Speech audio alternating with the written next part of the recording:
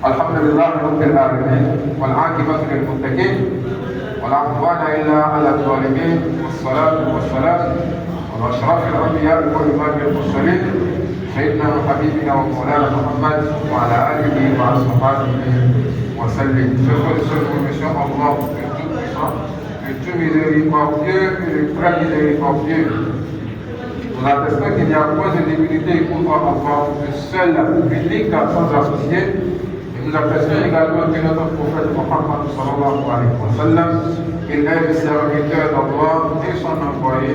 Que la paix d'Allah et sa bénédiction soient sur lui, ainsi sur sa famille, sur ses compagnons et tous ceux qui œuvrent le bien-être de l'islam.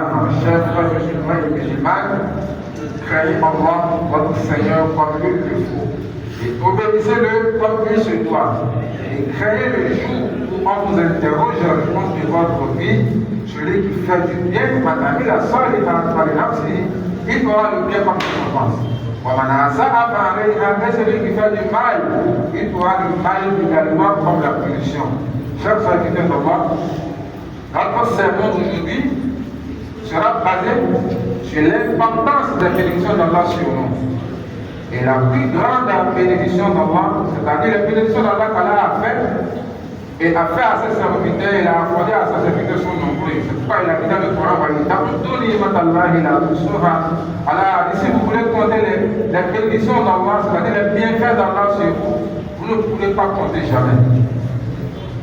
L'imam al-Khaliki, c'est-à-dire Allah nous a créé d'être humain vivant. Il ne nous a pas créé d'un animal. Ça fait partie des bénédictions d'Allah. Il nous a créé et nous a donné le bien-être, c'est-à-dire la santé. Ça fait partie des bénédictions d'Allah. Il nous a fait parmi les musulmans. Comme Allah a dit, et Maya Allah, Allah a dit, celui que j'ai quitté est le bien quitté parmi vous. Et tout cela fait partie des bénédictions d'Allah, des bienfaits qu'Allah apporte à ses serviteurs. Et la plus grande des bénédictions d'Allah que Allah apporte à ses serviteurs est la bénédiction de la sécurité, de la paix, de la tranquillité et de la quiétude. C'est-à-dire Al-Amn wa Sakina wa Al-Aman wa Tumarina. Et cette bénédiction ne peut être estimée, c'est-à-dire c'est un don divin de notre Allah subhanahu wa ta'ala qui est généreux contre nous, ses serviteurs, et il est miséricordieux envers nous. C'est-à-dire, cette bénédiction ne peut être achetée, même si on détient de l'argent, on ne peut pas l'acheter. Et sans la sécurité, sans la paix, sans la tranquillité, notre vie n'est pas belle et agréable. Chers serviteurs d'Allah, c'est pourquoi lorsqu'il y a l'instauration de la paix, de la sécurité, de la tranquillité, les adorations religieuses seront accomplies tranquillement comme il se doit. C'est pourquoi nous sommes regroupés ici aujourd'hui le jour de vendredi. S'il n'y a pas la paix, s'il n'y a pas la sécurité, on n'aura pas le temps de se regrouper ici aujourd'hui. C'est parce qu'il y a le temps, il y a la paix parmi nous. Et lorsqu'il y a la paix, les éducations seront partagées comme il se doit. Voilà que nos enfants commencent à entrer à l'école. Ils sont rentrés à l'école, c'est parce qu'il y a la paix, la sécurité, la tranquillité. S'il n'y a pas la paix, on ne pourra pas avoir le temps pour les enfants de les inscrire à l'école comme il se doit. Et lorsqu'il y a l'instauration de la paix, la justice sera appliquée dans la droiture. Nos droits seront préservés, nos moyens de vivre seront parfaits et nos affaires seront réglées comme il se doit. Et tout le monde aura le temps de se changer entre eux davantage.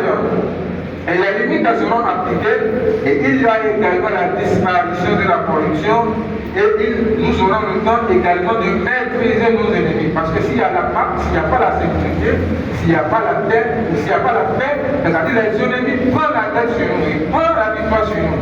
Mais s'il y a la paix, s'il y a l'instauration de la paix, nous aurons le temps de maîtriser nos ennemis et nous serons calmes, nous aurons la paix du cœur dans notre vie, dans notre bien et dans nos honneurs, c'est-à-dire nos honneurs. Quelqu'un qui détient l'honneur, s'il n'y a pas la paix, il ne peut pas se trouver honneur. Donc, et s'il n'y a pas la paix, s'il n'y a pas la sécurité, nos conditions de vie se changent automatiquement. C'est-à-dire personne n'aura pas la joie et la paix du terre. L'ignorance également sera propagée parmi nous. Et l'injustice prend la tête et nos droits ne peuvent pas être réclamés et les moyens de vivre seront difficiles car que l'honneur n'est même pas préservé.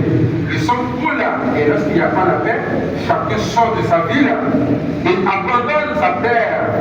Donc Allah subhanahu wa ta'ala nous a donné l'exemple d'une ville pour nous expliquer l'importance de la paix. Et ce qui enlève, c'est-à-dire la cause qui enlève la paix parmi nous, c'est-à-dire dans nos vies, dans nos milieux, dans nos entourages et dans nos pays. C'est pourquoi il dit dans